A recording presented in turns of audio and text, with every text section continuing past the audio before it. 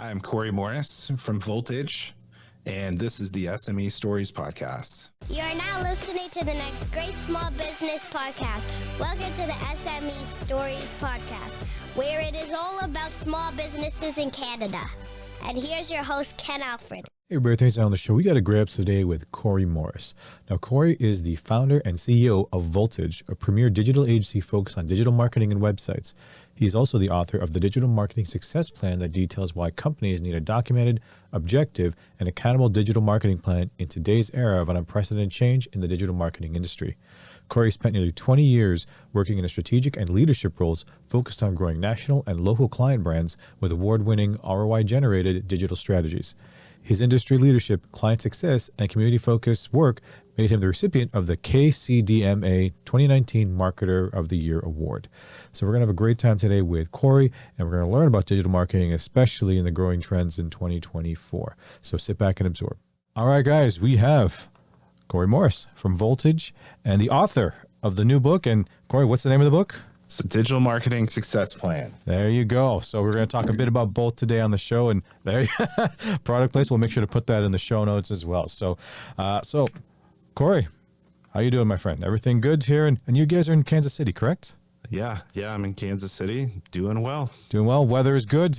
It's good. It's warmer than it should be. So yeah, no complaints from most people. Although, yeah, ready for some change too. Yes. Well, you know what? I mean, I'll make this story quick. It is getting colder here in Canada. We are now hitting that single digits weather in the mornings, but for some reason in the afternoon it's still like 20 degrees Celsius, which I think is like 70, 80-ish, I guess, in the States. So I don't know. And apparently it's really cold in the mornings, but Halloween, which is going to be coming, we're recording this in October. Halloween's coming out, I believe, on Thursday, and it's going to be 20 degrees Celsius here in Canada. So it'll still be warm for the kids, but rainy. No complaints on the warmth for trick or treating. Yeah, exactly. And then looking forward to the holidays, which we'll talk about another time. But if it was up to me, I'll make this no quit. I would like snow in Canada on December the 23rd and melt on the 26th, and that's it. Yeah, that sounds good to me down here in the States too. All right, perfect. So I would take it. Absolutely. So, all right, Corey Morris, Voltage, and author of the Digital Marketing Plan. What's your story? I am coming up on 20 years in my career next year, and that aligns with 20 years for the agency Voltage as well. But what's interesting is, or maybe interesting, I'll let you judge. I didn't found the agency, so I'm the owner, but I went through a succession plan a few years ago as an employee to acquire it. So I'd worked my way up, became an entrepreneur a little bit later in my career, starting the business, the entity that I used to acquire the agency, as well as a separate entity just this year that I started as well, connected to some of the IP and things I'm doing with the book too. So, if we go back to the beginning, I started my career as a project manager in a web shop before everything was open source. We did, custom built websites and started doing some digital marketing. I raised my hand when an opportunity emerged to learn and be the SEO person. And so got immersed in SEO, was leading a team at that agency, and eventually found my way over to Voltage, started a digital marketing team here in what had been a creative and web shop as well. And we fast forward and we've narrowed our focus, and it's been a challenging journey to niche down into just a couple of services and to let go of some other services and to get leaner. But I'm excited for where we're going with it too. Oh, no. So we're at a point now where we just do two things instead of being full service integrated agency trying to do a lot. So what's the other service? I know you said digital marketing is like one of your core services. What's the other one? Is it the website building still? Or? Yeah, we do web design and development. So, okay. So digital marketing and websites. And within digital marketing, we narrowed that down heavily to search. So both sides of search, organic and paid. But Yeah, we got really focused really fast. We thought it'd be a longer transition, but it was easier to rip off the Band-Aid than to try to sell our old model and our new model and try to serve clients in both.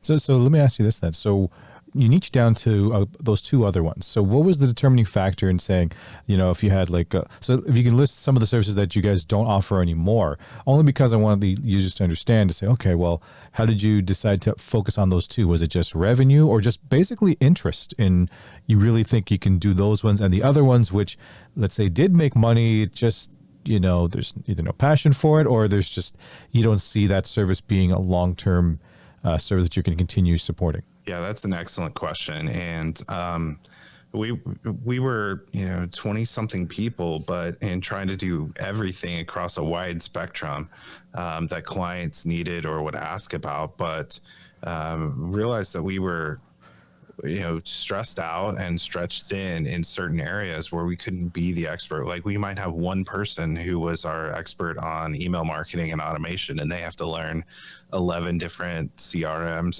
and email platforms, or one person doing social across all the range of social across dozens of clients, or one copywriter and trying to write for 40 different clients. So we were already stretched thin, and so if we went up against an agency that only did social media, and I've got one person, and we're trying to pitch against somebody that does, they're just an agency that does it, and they've got 50 people and expertise. Really, that came about or got exposed for us as we went through a process of trying to understand, where do we have the most authority position and ability to, and where do we do the best work? We weren't doing malpractice or bad work in those areas for our clients, but there was always a challenge in one of those areas because, again, somebody was stretched thin, didn't have the resources, or we weren't selling it because it wasn't our favorite thing, to part of what you asked too. And so, we'd be underutilized in some of those areas. And going back to what I mentioned a minute ago, we didn't have the credentials. So when we look back at the awards we've won, we're the most awarded firm in our region for search. When we look back at different industry things, we write for some of the top search engine marketing publications. We've served on different trade association boards and things like that, and we have some amazing case studies clustered around either websites or search marketing. So a lot of those things probably seem really obvious to outside people and to people in my community who knew us or knew what did they know us for. But to me, as we grew, it felt easier to grow by adding services and trying to answer every question of what clients would want to know of, can you do this? And ultimately, what now we went broad, but as we grew, and now we're coming back narrow as we continue to grow to take that next step. We kind of, I feel like, hit a ceiling on where that model could have taken us without having to have a change. And so we leaned into what we feel like, if we had stacked everything good, better, best, what we feel like we could compete with anybody in North America on if we're going to head-to-head pitch with the best. Nice. Well, okay. So you said you leaned down your team. So how big is your current team now? And I think you said you're in Kansas City, but do you have, other offices in other regions? Yeah, our headquarters is still here. We're in a building built in the 1800s in downtown Kansas City, but our core team is based here.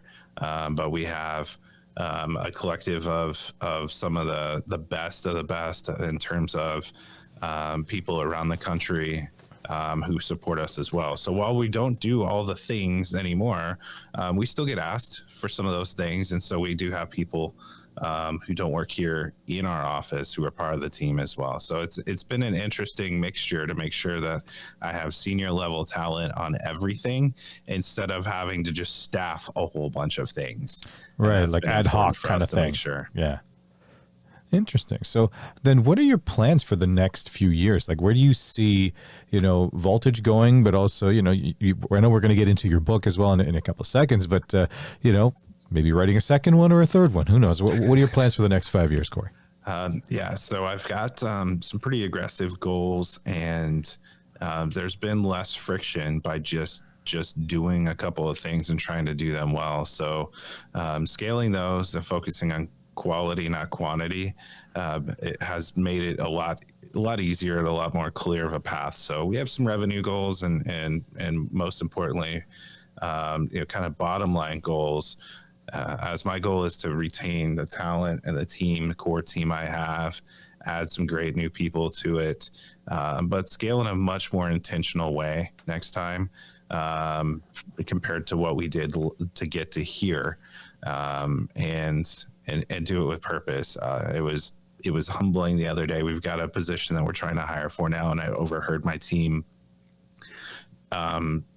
without me prompting them or pushing them or it being inauthentic for them to say it, but they were touting our work-life balance, and I know that's a buzzword and a challenge because a lot of people define it differently currently, but it made me proud to hear them talking about that in an interview. And so unprompted.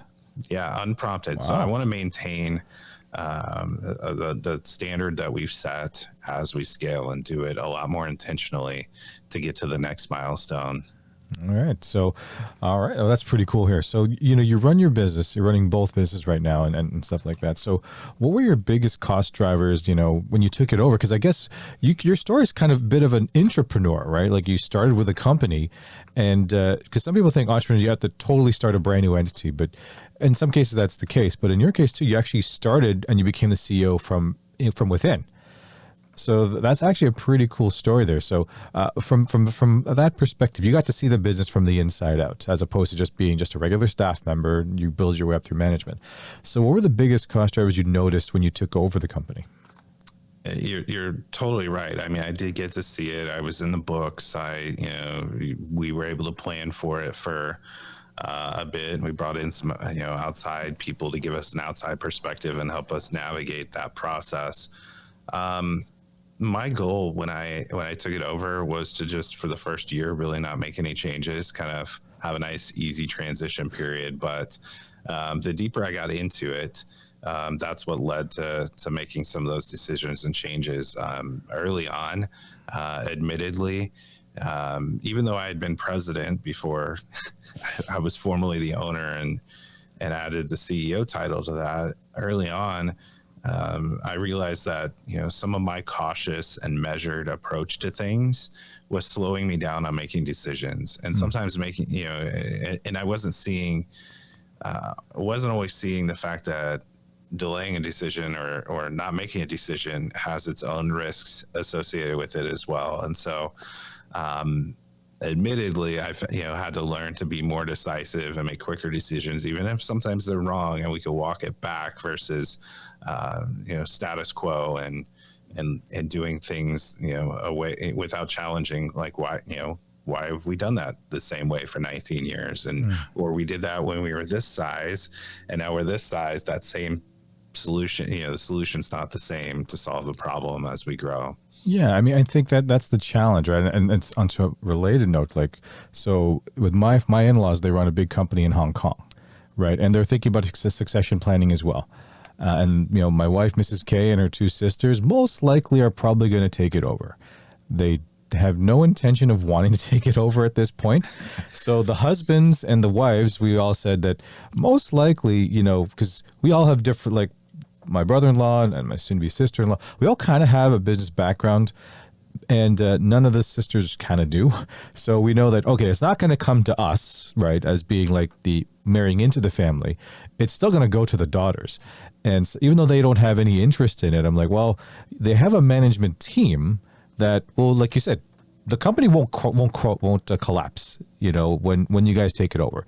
You may not want to make any decisions, but there is a management team there in Hong Kong that can keep the business going as is. Now, the problem is that when big decisions have to be made, like in the case, okay, our factory needs a new roof. Should we do it or not? Our lease is up on this location. Should we look at a different location? Those ones, they're going to kind of have to opine on, right? I mean, they can ask our view, but at the end of the day, we're not running the company. So it's pretty interesting how you said you saw that. And sometimes just to piggyback that, sometimes inaction is an action, right? That by not doing it, because you don't want to you don't want to make too many drastic changes and walk it back. But so how much pushback did you see from both staff and clients actually when, you're saying you were going to try to implement some of these changes? Was it like really swift after that year, or did you kind of like brace them a few months prior that, hey, you know what, in the next few months we're going to be ramping down, XY service and whatnot? Yeah. It's funny. I realized, and some of this came to me when I realized that 3 or 4 times a week I'd have somebody in my office asking me for something, asking me about the direction or getting advice on how to make a certain decision connected to some of the company decisions. And that's where when I kept kind of delaying or saying, hey, I need to think about that more, week after week after week, that's when some of this came to light. And I'm like, I'm overthinking this. I just need to set a direction and go, and it may be 90% right, and we can figure out the rest when we get there, versus delay this 6 months, add stress because we're in limbo on some certain decisions. But when it came to our narrowed focus and niche positioning, what we worked through, I actually attended a workshop. I did it for maybe as much for accountability than anything else, but it was through Agency Management Institute, based and connected with the book Sell with Authority by Drew McClellan and Stephen Westner. And so they led the workshop as well. And it was a great 2 days of exercises and forcing us to like understand our authority position and work through target audience and what value we bring to them and where we have a claim to be made in terms of our content, thought leadership, and how we engage in our funnel with prospects. And so ultimately that led me to, okay, I'm going to do this. I'm going to do it over a couple of years. It'll be a nice, easy, comfortable transition. And then getting deeper into the year and realizing as we're selling the new model and people are still asking us for the old model, and I've got, people underutilized and overutilized, and it just kind of became a mess. And so we had to first stop selling some of the things that we didn't want to be doing anymore. The easiest part was to stop on the front end. And then it was a little bit harder on the back end with clients who, to your point, we've been serving them in certain ways for years, and to figure out how we gracefully transition out of that in some cases. So it took a period of time, probably into, almost mid-year this year before we finally got out of some of those legacy things. I think we've got a couple more that are at least tied to a core service, but we've got a couple bolt-on things that, it's not our specialty to do in-house, but we're close. We're close to finally being able to that help. But my initial, let's do this over 2 or 3 years, was not fast enough. And I realized that and realized that we needed to move quicker to get to where we want to be. Wow, that's pretty cool here. So here, we talked about Voltage and your story there. Let's talk about the book that you flashed earlier, man. So tell us about, it's called The Digital Marketing Plan. Is that correct? Yeah, Digital Marketing Success Plan. Sorry, Digital Marketing Success Plan. Go ahead. Yeah, basically, it's really connected, I think, a little bit to that workshop as well, of thinking about what your cornerstone content is. And that this is the analogy that Drew and Stephen use is, creating one big piece of content, whether that's you writing a book or having a podcast or, public speaking, having a keynote, or doing a market research study. It's one big meaty piece of content that you can use over a year or two to trickle out insights from or content from. For me, I landed there because when I landed on the topic, I wanted to give away our process. I looked at what are I've got 7 or 8 different stories in the book. I changed names of people and companies entirely. But over my career, the different types of pain stories that prospects would come to us with, ranging from being burned by an agency who took their money and it didn't work, or didn't pause and craft a strategy before they started dumping a bunch of dollars into Google ads, or those who felt like the service they were getting was somebody running a checklist and not really leading with the strategy versus the tactics. And so I took a lot of those conversations and those challenges that I heard over the years, and everybody, most agencies have some level of process and strategy. So I took ours and we packaged it up and made it as approachable as we could. We put it into a 5-step process and transparently give it away in the book. So it's got a 5-step process called START, which is an acronym for strategy, tactics, application, review, and transformation. And basically it's making sure we get the strategy right, the goals right, we're all on the same page, we audit what you have and to know the starting point. Then we get into tactics. We put everything out there, everything on the table, even channels that maybe you wouldn't have thought about for your marketing plan before. Then we get into the application phase, and that's where we're taking a look at what assets and resources we need. Sometimes we need to refresh a website or add a section or develop some landing pages and make it suitable for the marketing that you want to drive to it.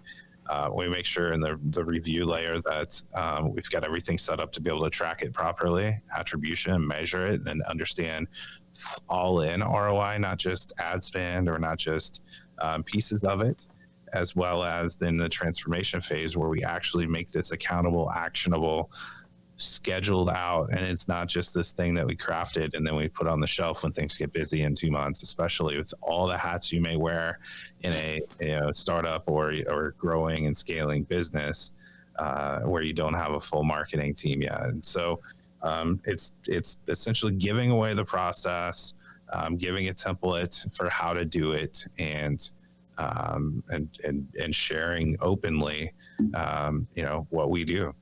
Oh, that's pretty. So how long did it take to actually, from concept to, you get your first copy in the mail, like you just have right there. So how long was that process? What was the writing process like?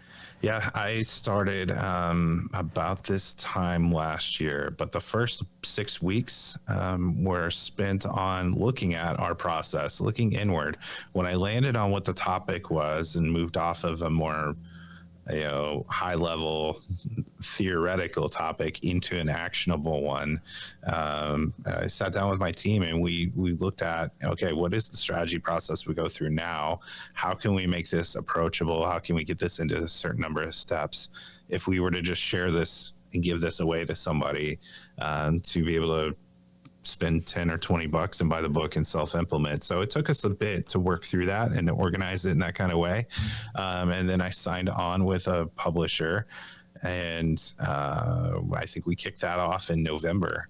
And so worked through, he helped me, the owner of the publishing company helped me structure the book. There's certain number of types for business books, 5 or so frameworks or ways that you organize them. And he was a great coach and to help me get all that lined up.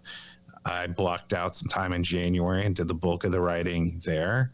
And I believe we were final manuscript in March, and then April through July was the publishing process.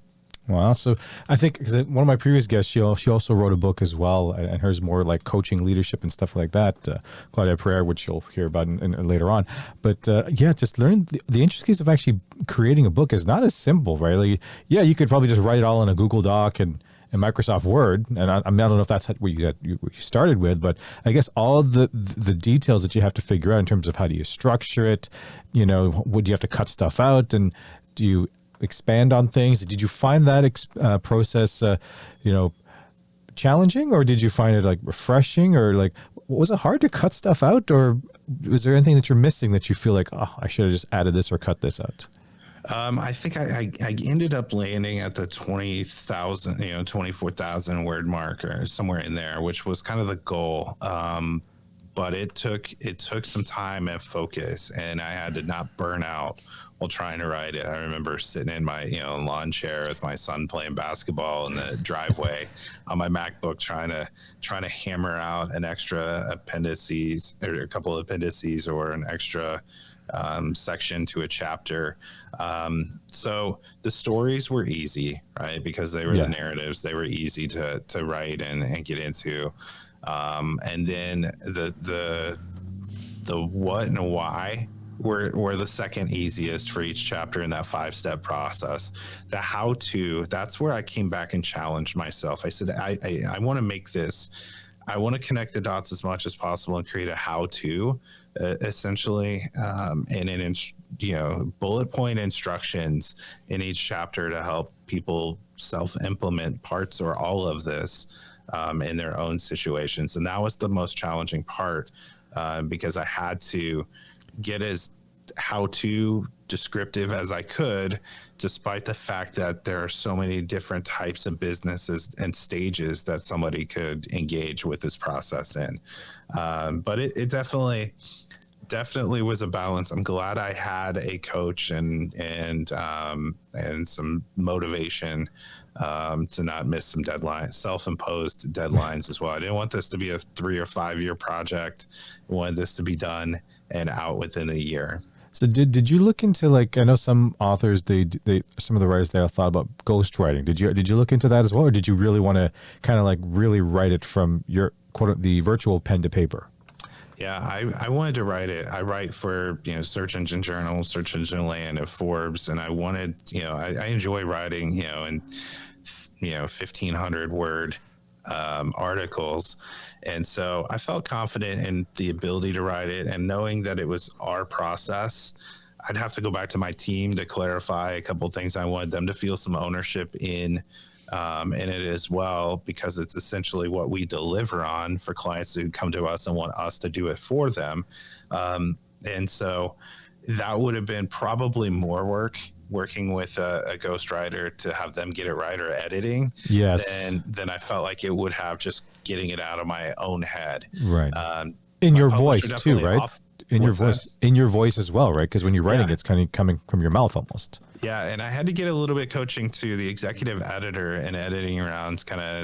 We had to make quite a few adjustments to get things in. I'm used to a more blog post, tenses and tones and things I can use, and a lot of I and me statements.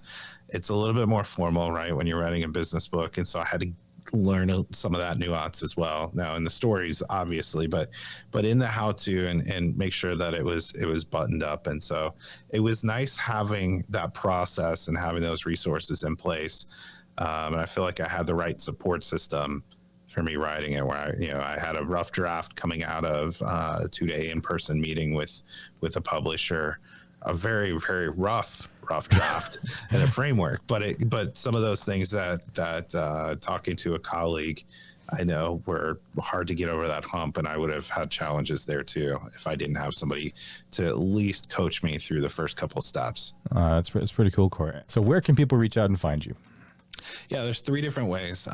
If you're interested in more of my story, or for interviews like this, CoreyMorris.com. For the book itself, Digital Marketing Success Plan, that's a long domain name, so I've shortened it to the DMSP.com. That'll get you resources and information about the process I talked about, and a quick link over to find it on Amazon, or you can search it on Amazon. And for the agency, it's simply voltage.digital, if we could be helpful there. All right, perfect. Well, thank you for being on the show, Corey. It was awesome. Thanks. I appreciate it. Hey you, do you need a voiceover? Well, look no farther. Northway Capital Group has your answer. Commercials and explainer videos, AVR and voicemail, health and wellness, corporate training and e-learning, announcements, documentaries, and biography. Contact us on social media or email us at northwaycapitalgroup@gmail.com. Thank you for listening to the S.M.E Stories podcast, which is owned by Northway Capital Group. Please follow us on Instagram and Facebook at Northway Capital Group.